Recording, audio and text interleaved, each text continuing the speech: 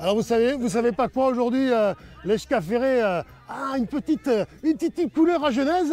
Alors des deux côtés, hein. Alors bien sûr, Philippe c'est là, hein, voilà, que je ne présente pas, et Roland qui est à ma gauche et qui est un fan supporter du club d'Agen. Hein. Voilà, le club d'Agen qui est un club historique quand même sur le rugby, qui est en Pro D2, qui se maintient. Au centre, nous avons Henri. Alors Henri, qu'on ne présente pas non plus à l'Eschka Ferré. Hein. Et alors Henri et Max que j'ai présenté tout à l'heure. Max qui est le nouveau responsable des jeunes en fait, des sections de l'Eschka Ferré. Et alors Henri, tu m'as dit un jour que tu avais un peu des racines à Genèse quelque part. Hein. Ceci expliquerait cela? Alors, ça expliquerait cela, oui. Ah bien, elle est belle ça. Oui, natif d'Agen, fier d'être agenais, c'est pas donné à tout le monde. Et heureux d'être supporter d'un club aussi beau que celui-là. D'avoir des gens respectables, extraordinaires comme Philippe et Roland qui sont venus nous accompagner aujourd'hui. Moi au club, ici, on ne m'appelle pas Henri, on ne m'appelle pas Piriri parce que je suis le moins jeune. C'est ça. Voilà. Bah, merci Henri. Et éducateur des U10. Voilà, oui, donc éducateur également, comme Max. Bon alors Max, je vais laisser la parole un peu à Philippe. Bonjour Philippe. Bon alors Philippe d'abord. Ouais, et puis avec Roland, j'ai pas mal de contacts aussi, puisque bon, il y a eu pas mal de rendez-vous avec le club des supporters et c'est important d'avoir des fidèles toujours autour. Quels que soient les résultats d'ailleurs, parce qu'on parlait d'Agen, d'un club historique, effectivement, avec 8 titres de champion de France. En fait, on appelle ça le top 14 maintenant, mais en première division.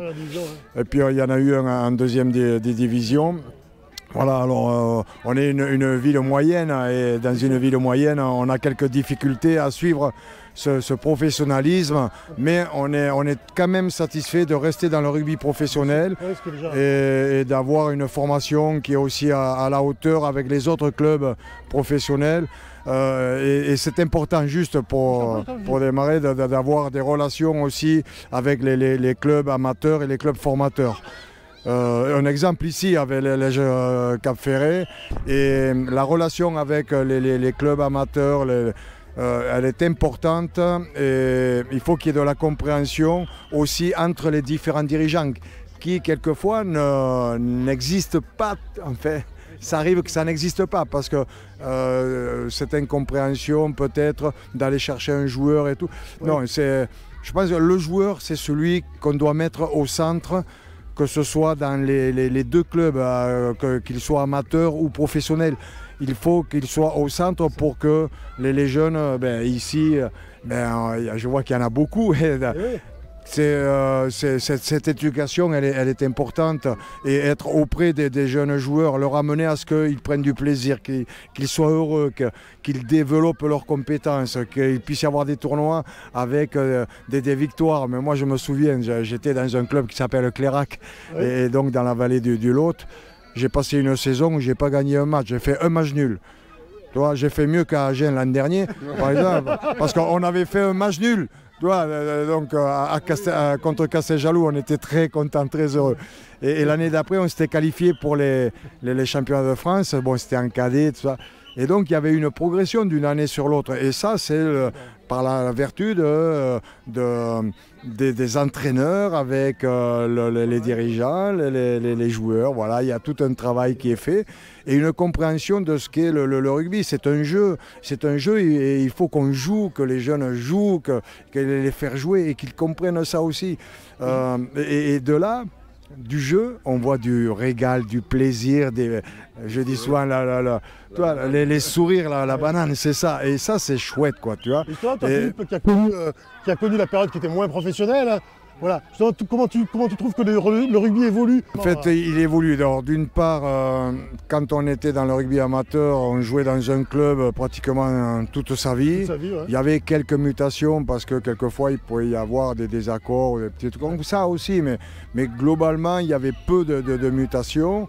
Bon, ça, c'est un fait. Aujourd'hui, dans le rugby professionnel, il y a des contrats.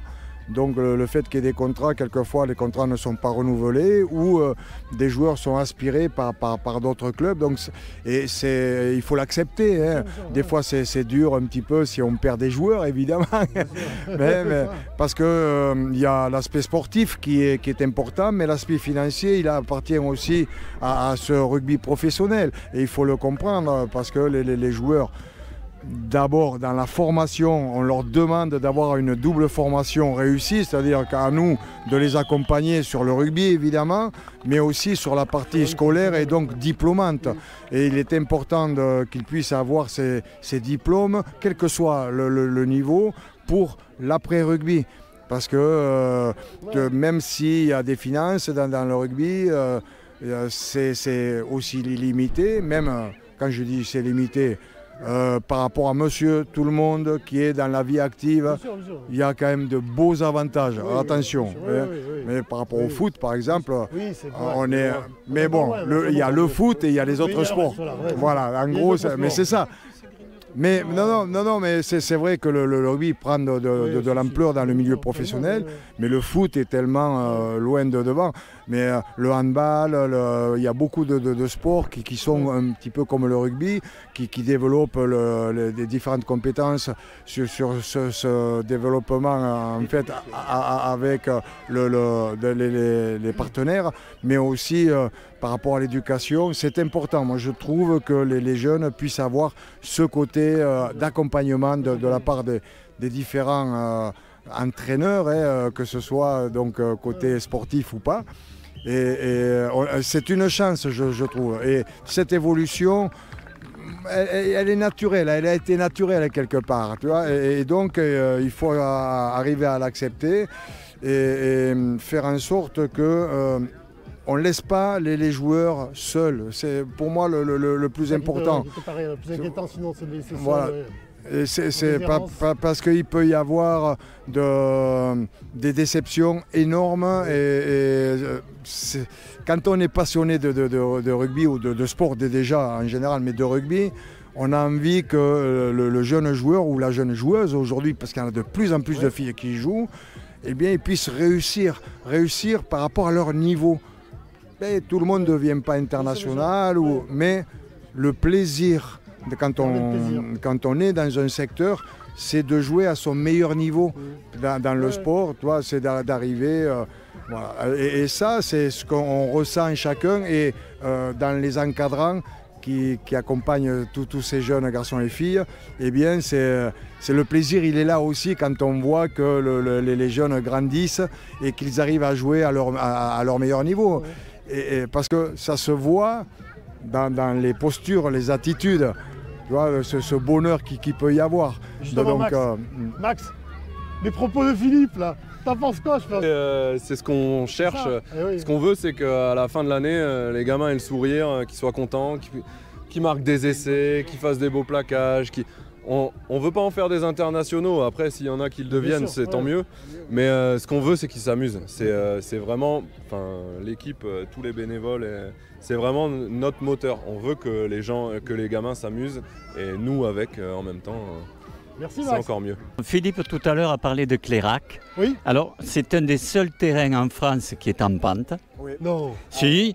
Oui, il faut choisir son terrain en première mi-temps. Et une information, je crois que Philippe est un des seuls à avoir eu le plaisir, la chance et le grand plaisir de jouer en équipe à Clérac avec son papa. C'est ça. C'est vrai. Alors, moi j'ai joué, il connaît beaucoup de choses. Alors j'ai pas joué avec l'équipe première de Clérac, mais c'est avec la réserve de Clérac. J'ai joué avec mon papa, effectivement, à peine d'Agenais.